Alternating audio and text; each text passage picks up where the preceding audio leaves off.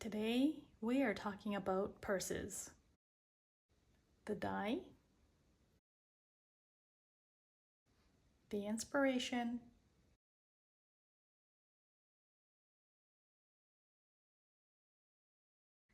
the exploration, and finally the execution, all through the lens of a self-proclaimed handbag lady.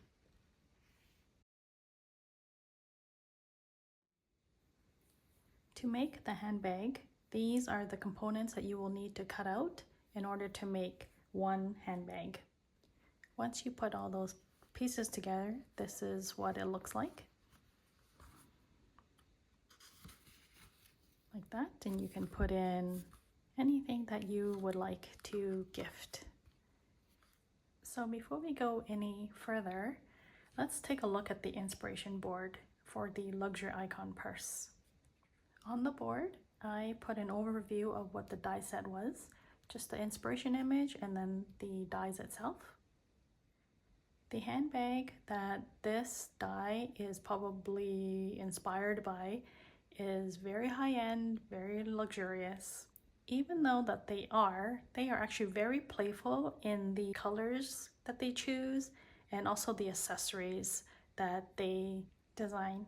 And here, this is just something I put together when I got the die set. I kind of just did a flat lay to see how I can place the dies on an 8.5 by 11 piece of paper, and just made little notes for myself, just like where and how to place the die. And with these certain pieces, like this top piece and this bottom here, that it needs reinforcing for the embossing details to come out. Now we're going to look at the accessories. This accessory that was included is called the clochette. It's a French word meaning little bell. My apologies if I mispronounce that. And the function of it is to hold the keys that unlocks this padlock that is used to keep the handbag closed and secure. The second accessory is the bag charms. They are very well known for their bag charms. They are very quirky and fun. So let's look at that. The images on this board is to reflect quirky, monogram, and with these 4 images, they are directly related to us as die cutters because these bag charms are created from the offcuts of the leather that is left after making the handbag. And so that's why I felt it was important to include those on the inspiration board. Here is a sample make for us to take a look at the details. First, let's look at the clochette. That is definitely a plus. The details, I really like the details and the layering aspects of it. I like that very much. And I definitely like that it does stand up on its own and that we can put things inside. However, the parts I do not quite like is how hard it is to access the inside of the handbag. It's a bit tight, so I'm going to see if there's something we can do there. And the other thing that I would like to see if I can modify is being able to change this clochette out. If I changed it to a bag charm, I'm not able to take it out because it's actually stuck in there after gluing down the handle. So we'll have a closer look at that as well. But all in all, it seems really nice. I like the shape and size of it. And let's take a look at what we can do to change that up a bit. The way I solved for the bag charm dilemma was to not glue down one side of the handle so that I can easily slide the bag charm out and then also slip back in like so.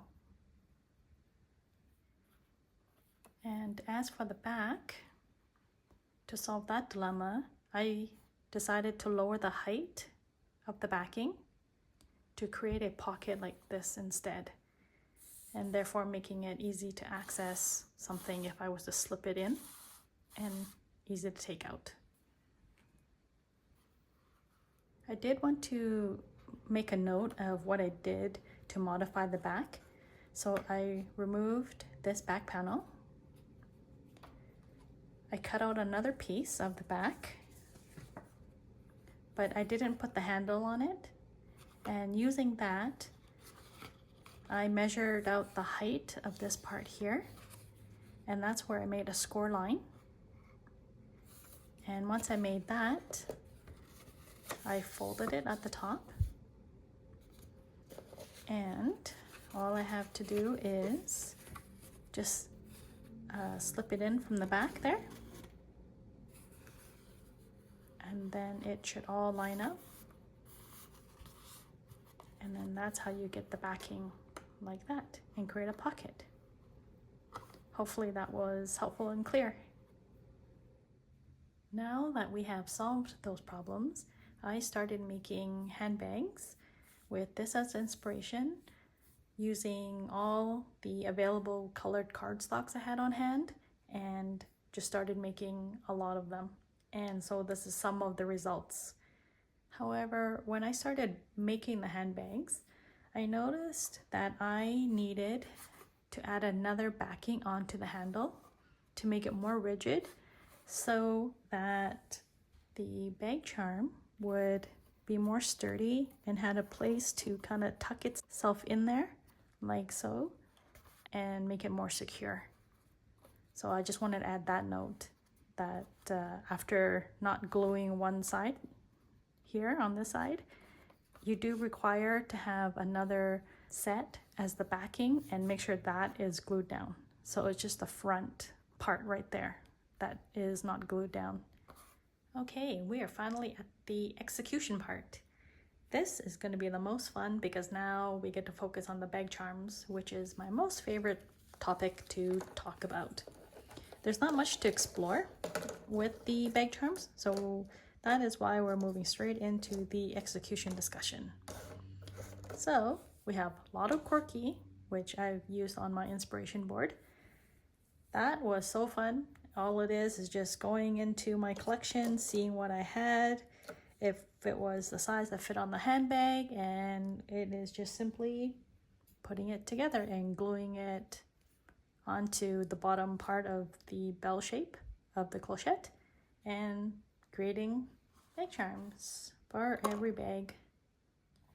So we definitely have enough quirky.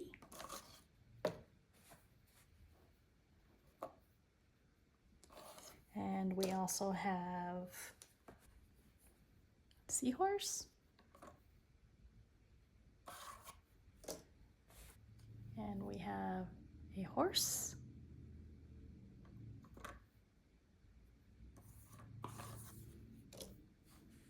And we also have monogram.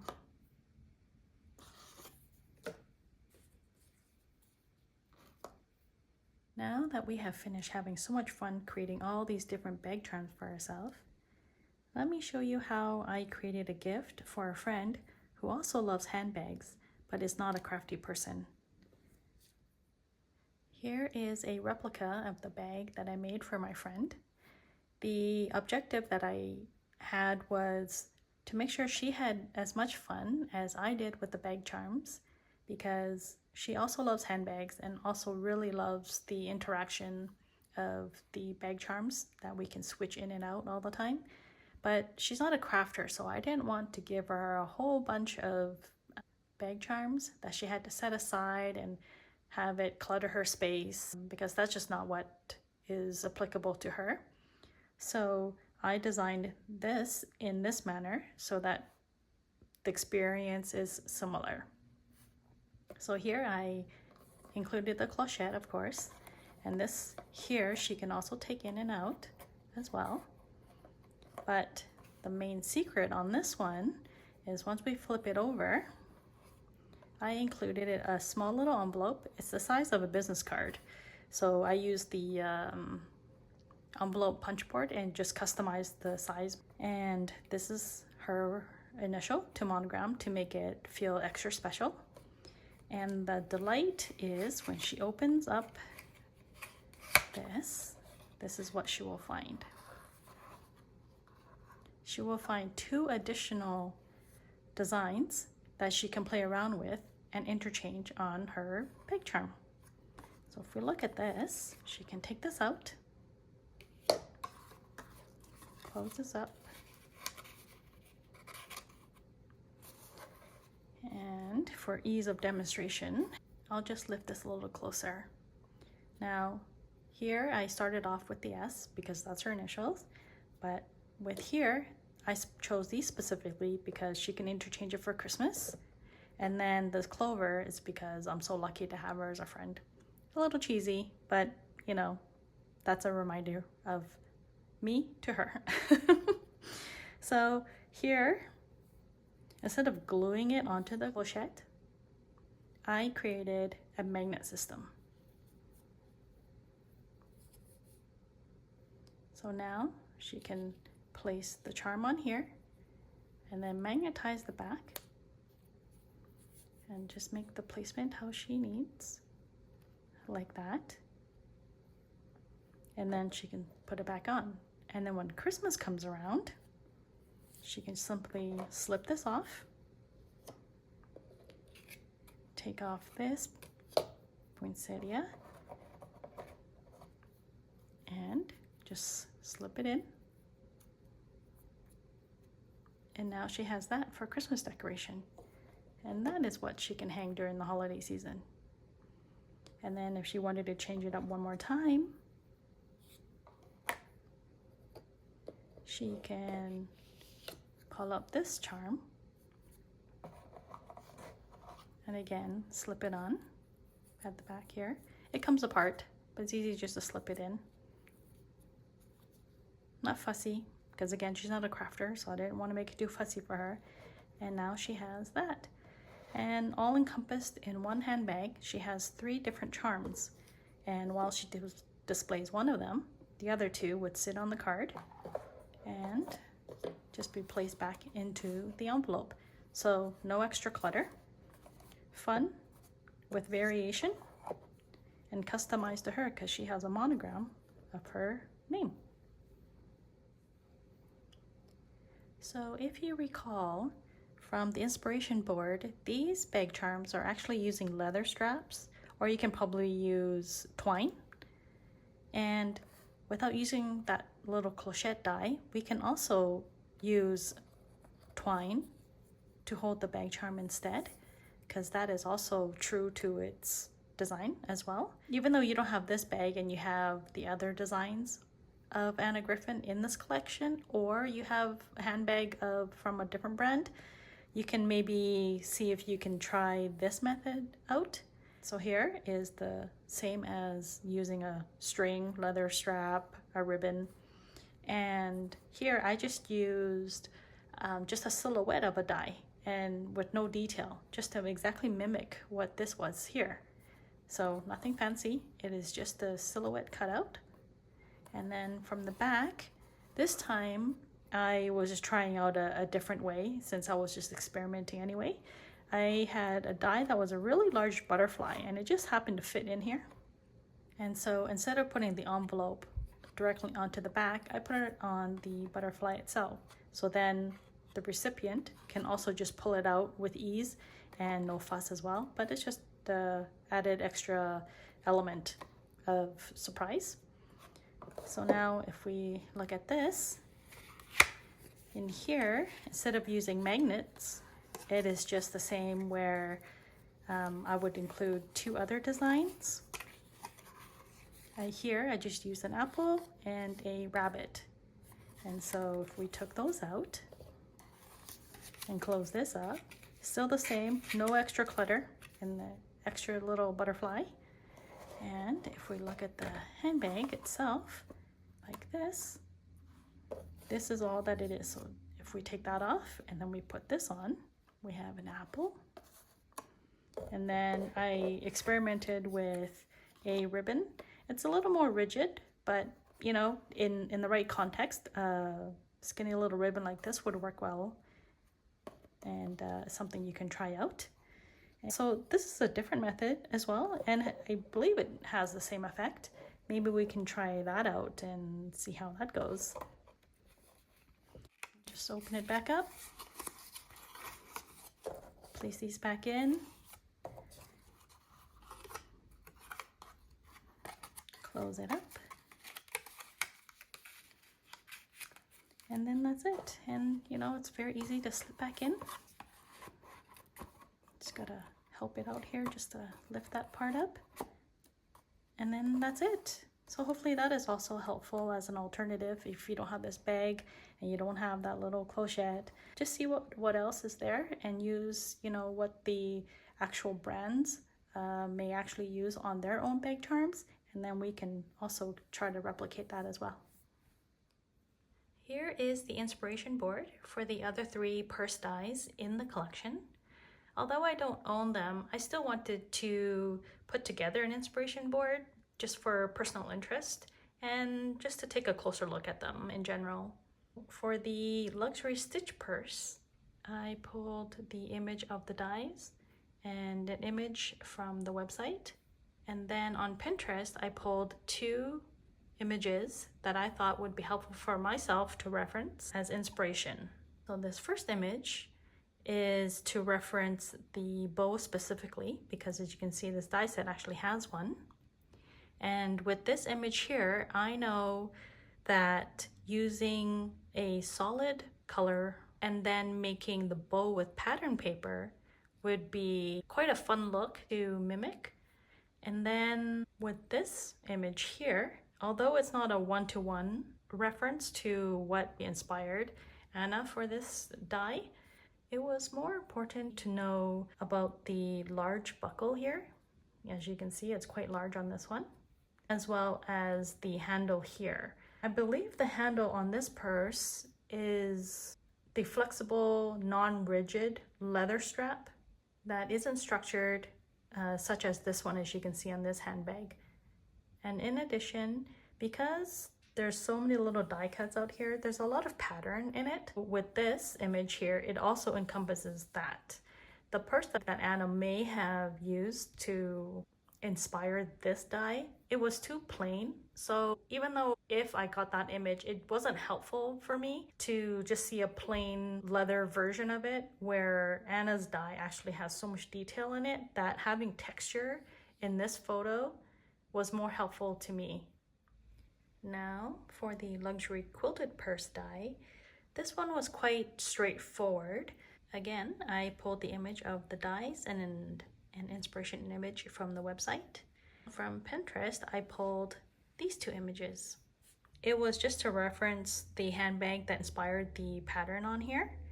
And then it was this handbag that inspired the handle. I believe it was just a mixture of 2 different brands and 2 different style of handbags to make this quilted purse. With the last one, the luxury status purse, again, I pulled the image of the die and then an inspiration image from the website. And from Pinterest, I pulled these 2 images. The image references the handbag I believe inspired this die. And the reason why I think that is because of the handle. The details of it is very similar. With this purse, it was more so to spark the idea of being able to create my own pattern. So instead of using this top layer to create the design, it might be possible to use the backing die and then use my own cherry blossom dies that I have in my collection and do this pattern and customize it. That concludes the whole purse discussion. I know this was focused on the luxury icon purse from Anna Griffin, which is no longer available for purchase, but the other 3 in the collection are. And hopefully, if you decide to get any one of those, that what I showed in the video is helpful, and in some ways you can find inspiration to apply it to those handbags or any other type of box dies, purse dies you have in your collection. Again, thank you so much.